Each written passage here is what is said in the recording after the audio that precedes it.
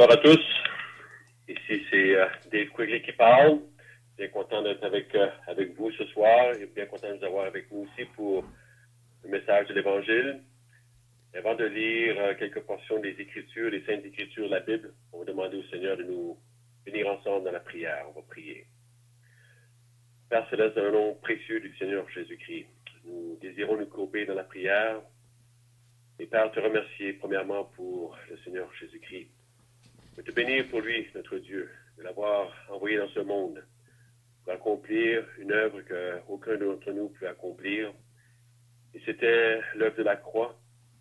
Lui seul pouvait te satisfaire, lui seul pouvait payer en plein le prix de notre rachat, le rachat de nos âmes.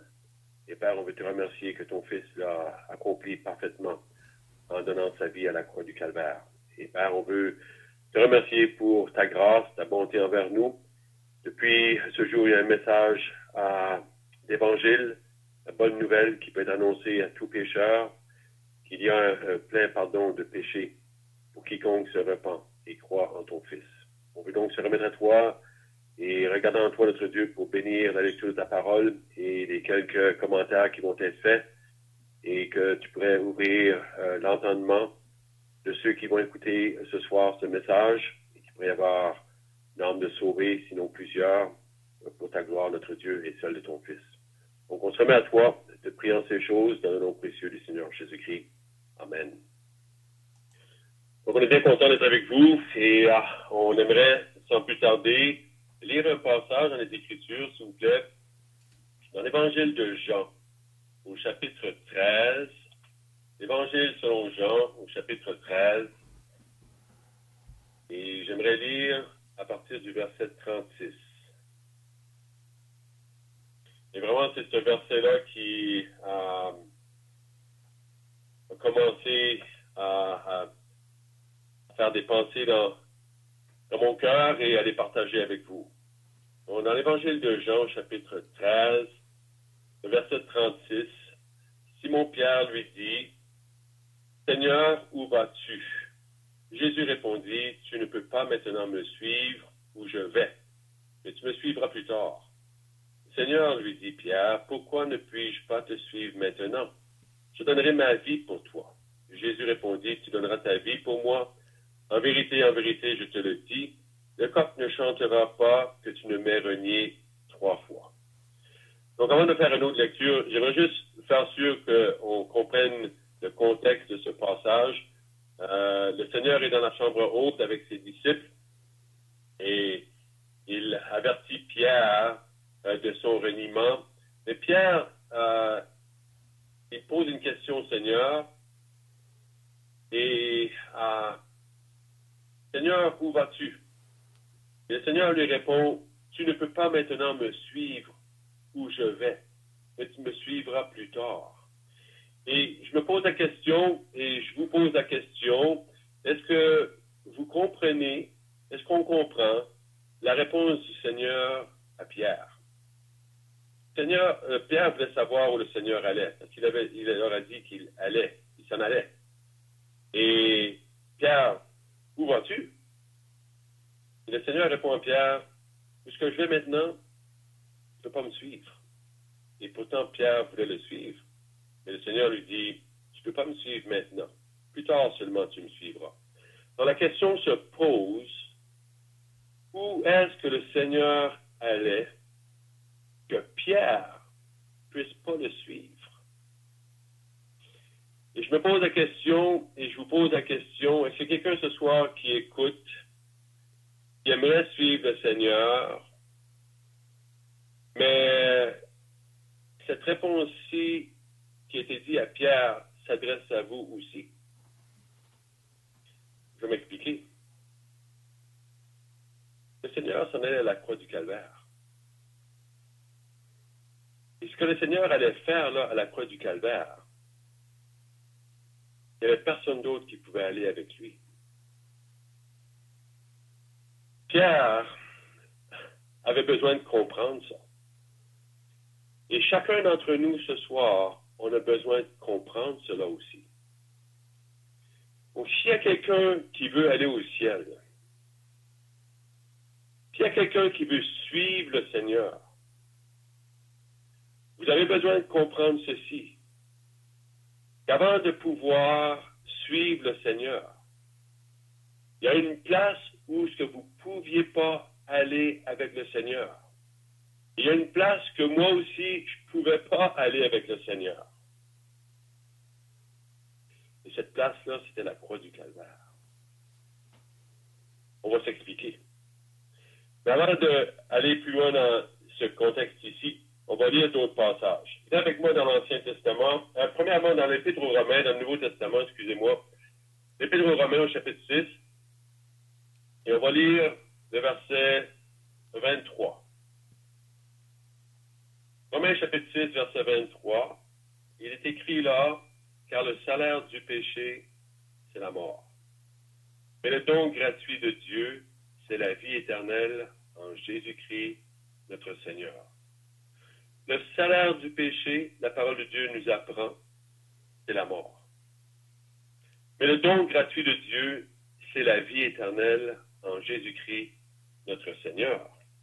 Maintenant, venez avec moi dans l'Ancien Testament, dans le grand livre du prophète Ézéchiel, et allons au chapitre 18, s'il vous plaît. Ézéchiel, chapitre 18. Et on va lire à 2 versets. Verset 4. C'est l'Éternel qui parle. Il dit, voici toutes les âmes sont à moi. L'âme du Fils comme l'âme du Père. L'une et l'autre sont à moi. L'âme qui pêche, c'est celle qui mourra. Et on lit la même parole au verset 20 du même chapitre. L'âme qui pêche, c'est celle qui mourra. C'est clair, c'est simple. Un enfant peut comprendre ça. L'âme qui pêche, c'est celle-là qui mourra, personne d'autre. Le Père ne va pas mourir pour le Fils. On lit ça dans ce même chapitre-là. Le Fils ne va pas mourir pour le péché du Père. Mais l'âme qui pêche, c'est celle-là qui va mourir. Mais pour balancer tout ceci, parce que ça peut être bien triste comme message d'Évangile, il y a une chose que j'aimerais pas passer sans mentionner. Dans le même chapitre qui mentionne à propos de l'âme qui pêche et celle-là qui va mourir, à 2 occasions, on va lire quelque chose. Au verset 23, on va lire ce que l'Éternel dit. Quoique l'âme qui pêche, c'est elle qui va mourir, personne d'autre. Le verset 23 nous apprend, à propos de l'Éternel, il dit, ce que je désire, est-ce que le méchant meurt, dit le Seigneur, l'Éternel? N'est-ce pas qu'il change de conduite, qu'il vive? Donc ce n'est point le désir du Seigneur que le méchant meurt. Et on lit le même passage, la même idée à la fin du chapitre, chapitre 18 encore dans le livre d'Ézéchiel, au verset 32. Car je ne désire pas la mort de celui qui meurt, dit le Seigneur, l'Éternel. Convertissez-vous donc et vivez. Donc on a ici 2 choses. La triste réalité, triste vérité, que l'âme qui pêche, c'est elle qui va mourir. En même temps, on apprend de la bouche même de l'Éternel, du Seigneur, la même bouche qui avertit que l'âme qui pêche, c'est celle-là qui va mourir. Même bouche dit, je ne prends pas plaisir à la mort du méchant. Je ne désire pas la mort de celui qui meurt, dit le Seigneur, l'Éternel. Plutôt, convertissez-vous donc et vivez. Et maintenant, j'aimerais 3 autres passages rapidement dans l'Épître aux Hébreux, dans le Nouveau Testament. Et ce sera tout pour la lecture. L'Épître aux Hébreux, au chapitre 1. Faire sûr de ne pas manquer le contexte, on va lire à partir du verset 1. Après avoir autrefois, à plusieurs reprises et de plusieurs manières, parlé à nos pères par les prophètes, Dieu, dans ces derniers temps, nous a parlé par le Fils. Il a établi héritier de toutes choses. Par lui, par le Fils, il a aussi créé l'univers. Le Fils est le reflet de sa gloire et l'empreinte de sa personne. Et il soutient toutes choses par sa parole puissante. Il a fait, ça c'est le Fils encore, il a fait la purification des péchés. Et il y a d'autres versions plus textuelles qui vont dire ceci. Il a fait par lui-même la purification des péchés. Ce même Fils-là qui a fait par lui-même la purification des péchés, il s'est assis à la droite de la majesté divine dans les lieux très hauts. Je crois que le Seigneur Jésus-Christ a donné sa vie à la croix du Calvaire et a fait par lui-même la purification des péchés et ressuscité d'entre les morts. Et maintenant, il est assis à la droite de la majesté divine dans les lieux très hauts. Maintenant, j'aimerais faire une autre lecture dans la première épître de Pierre au chapitre 2. 1 Pierre chapitre 2, juste un petit peu après le livre des Hébreux, vous allez trouver l'épître de Jacques et après cela la première épître de Pierre au chapitre 2. Et à partir du verset 22, on lit à propos du Seigneur Jésus-Christ. C'est la fin du verset 21 qui va nous dire ceci. Parce que Christ a aussi souffert pour vous, vous laissez un exemple afin que vous suiviez ses traces, parlant des chrétiens. Et maintenant, parlant du Seigneur Jésus-Christ au verset 22, lui qui n'a point commis de péché, et dans la bouche duquel il ne s'est point trouvé de fraude, lui qui injuriait ne rendait point d'injures, maltraité ne faisait point de menaces, mais s'en remettait à celui qui juge justement, lui qui a porté lui-même nos péchés en son corps sur le bois, afin que, mort au péché, nous vivions pour la justice. Lui, par les meurtrissures duquel vous avez été guéris, car vous étiez comme des brebis errantes, et maintenant vous êtes retournés vers le berger et le gardien de vos âmes.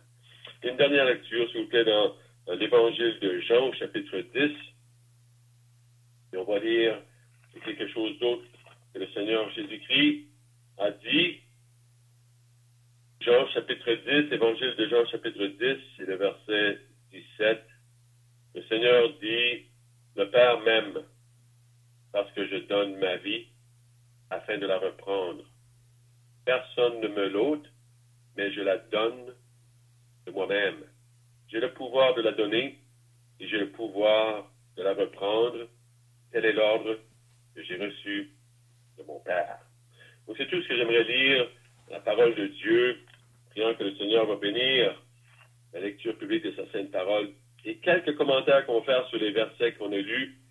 Nous prions pour de l'aide afin que ce soit suffisamment clair pour vous aider à comprendre le salut ou comment une personne peut faire pour avoir le pardon de ses péchés.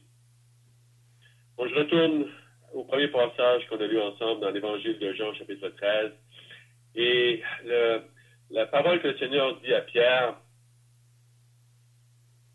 là où je vais, tu ne peux pas me suivre maintenant. Seulement plus tard, tu pourras me suivre.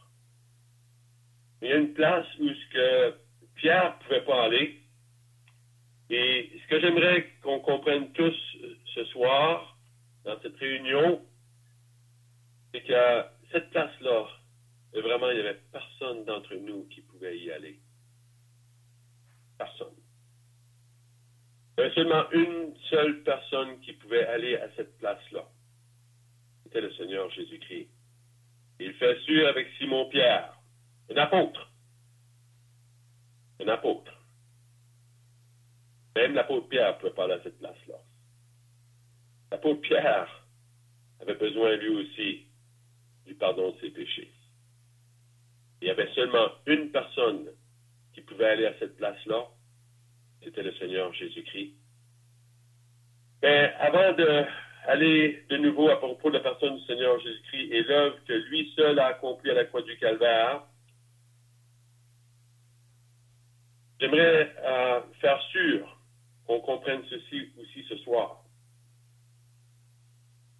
Donc, comme on a lu ce soir ensemble dans l'Épître aux Romains, au chapitre 6, le verset 23, du moins la première partie du verset qui nous dit « Le salaire du péché, c'est la mort ».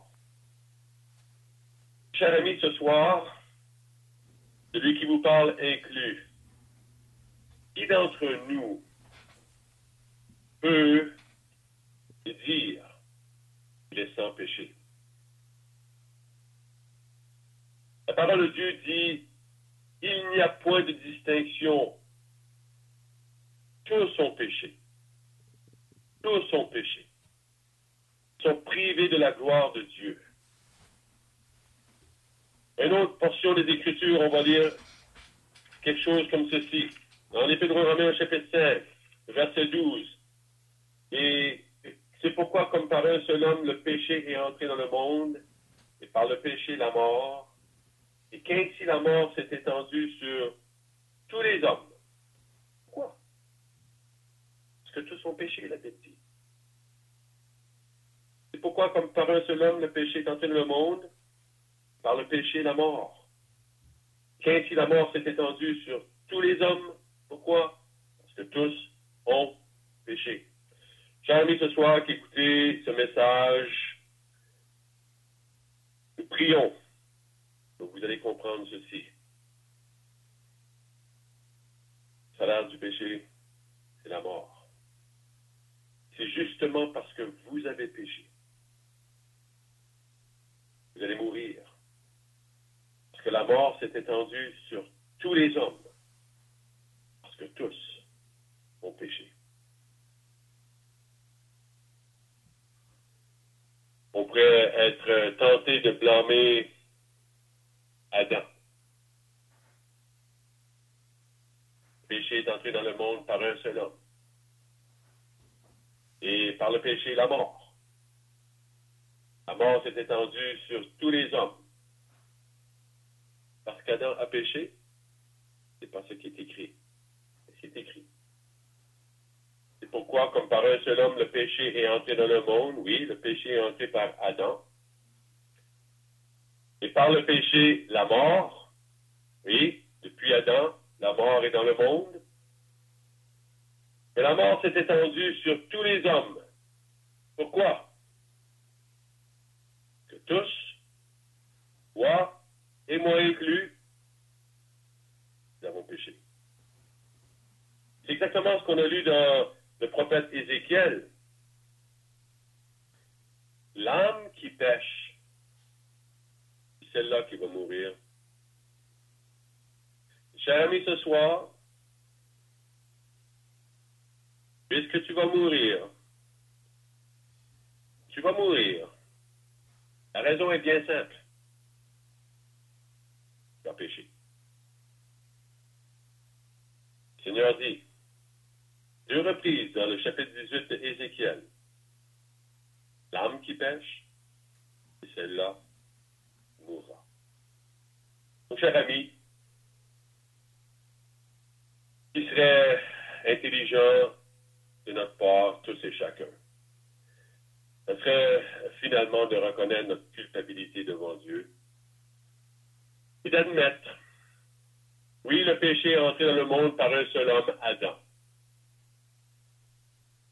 Et que la mort, le péché, et par le péché, la mort, oui, mais la mort, que la mort se soit étendue à tous les hommes pour la faute d'Adam. Le fait que la mort soit étendue à tous les hommes est écrit parce que tous ont péché. Toi inclus, moi inclus. C'est pour ça que je vais mourir, c'est pour ça que tu vas mourir. Chers amis, ce soir, comme qu'on a lu aussi dans le prophète Ézéchiel à 2 reprises, c'est merveilleux, merveilleux, merveilleux, merveilleux. J'espère que vous allez l'apprécier vous aussi. Il y a un Dieu dans le ciel qui est au courant de tout ça. Tout ça. Il est au courant de tous tes péchés. Il est au courant de tous mes péchés. Il n'y a rien de caché à ses yeux. Nous sommes complètement nus et découverts devant ce Dieu qui est dans le ciel. Il est merveilleux de lire dans les Écritures que ce Dieu-là, il ne prend pas plaisir à la mort méchant. Il ne prend pas plaisir à la mort de celui qui meurt parce qu'il a péché.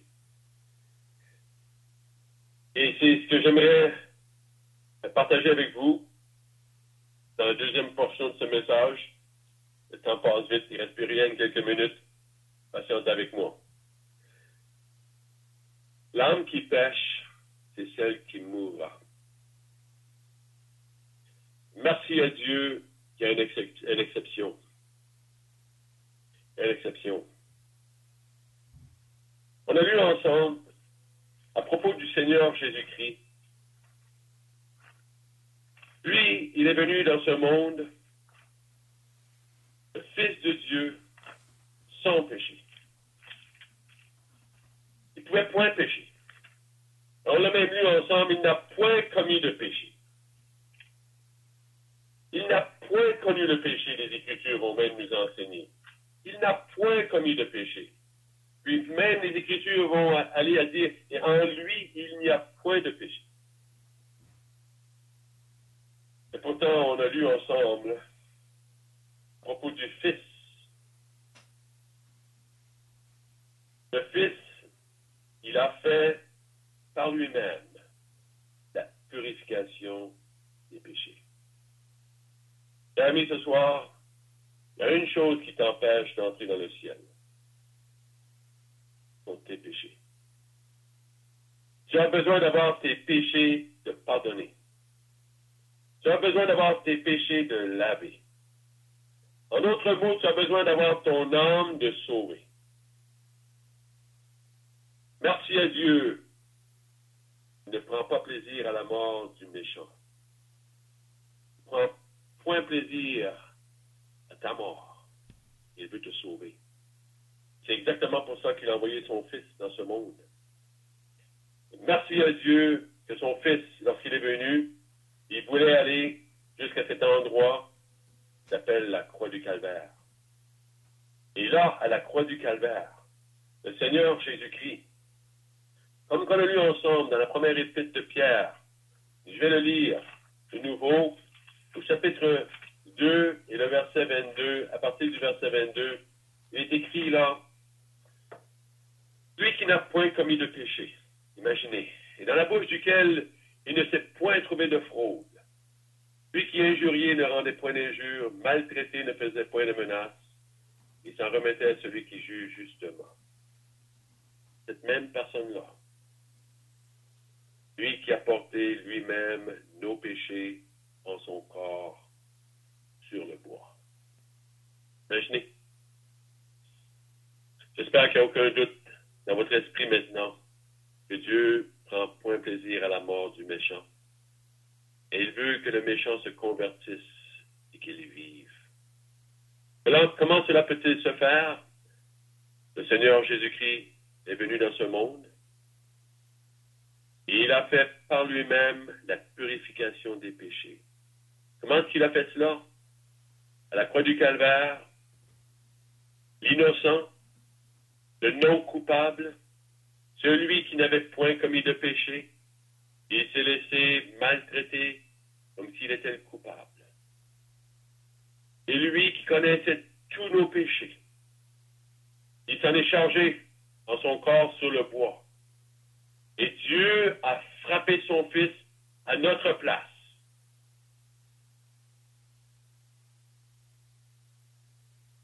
Qu'on n'ait pas besoin de souffrir pour nos péchés.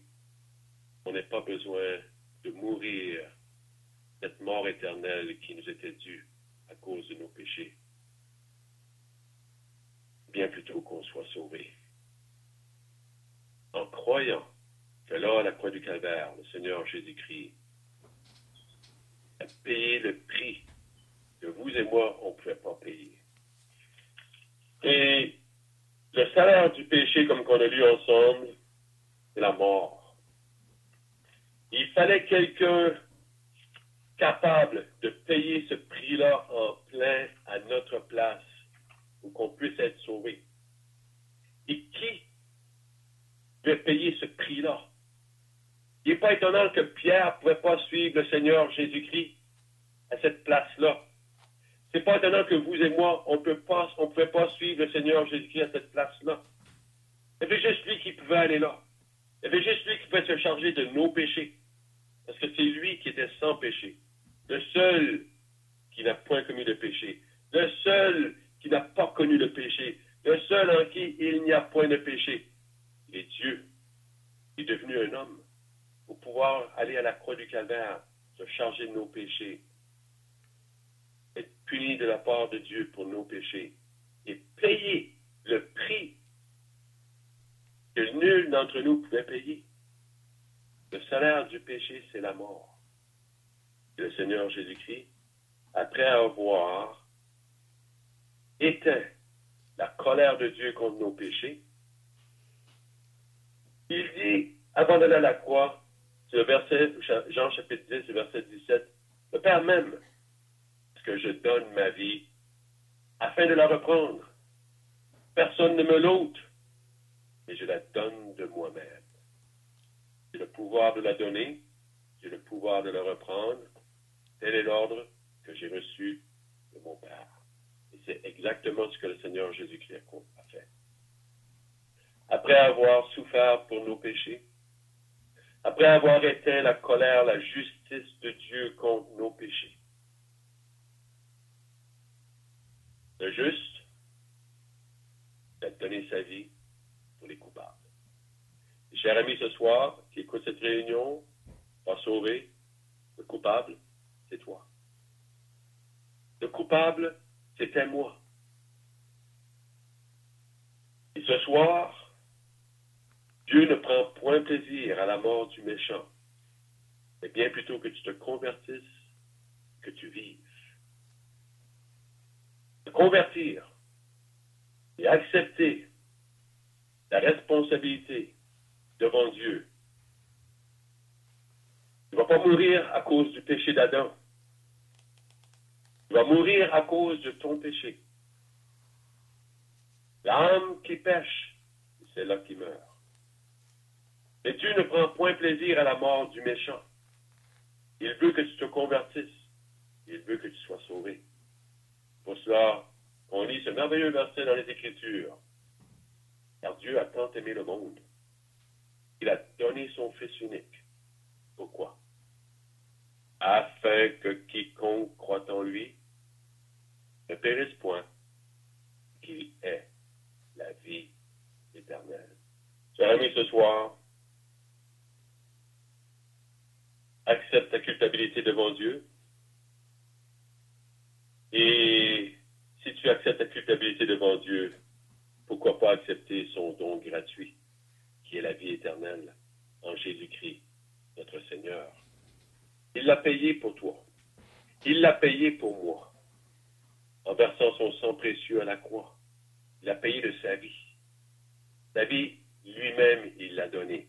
Personne ne lui a ôté. Il a donné sa vie pour nous sauver. Maintenant, que vas-tu faire du Seigneur Jésus-Christ? Vas-tu l'accepter comme ton sauveur? Il t'attend. Il veut te sauver. Il a prouvé. Dieu prouve son amour envers nous parce que lorsque nous étions encore pécheurs, Christ est mort pour nous, les Écritures enseignent. Croyez au Seigneur Jésus-Christ ce soir et soyez sauvés. Merci d'avoir écouté. On va terminer par la prière.